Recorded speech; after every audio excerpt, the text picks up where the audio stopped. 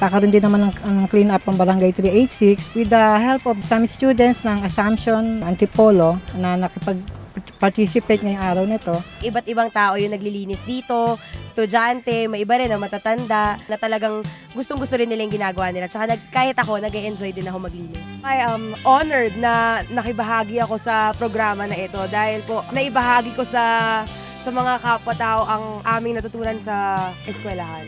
Itong clean-up drive, napakaganda rin dahil mas maganda yung pagsama-sama ng mga eskwelahan, mga NGOs. Kapag pinagsama-sama talagang may mararating. May pagmamalaki ko na talagang aalagaan namin ang kalinisan. Masaya kami dahil nagkaroon ng kasama. Nandito mga Riverwarium, PRRC, kayo kasama namin.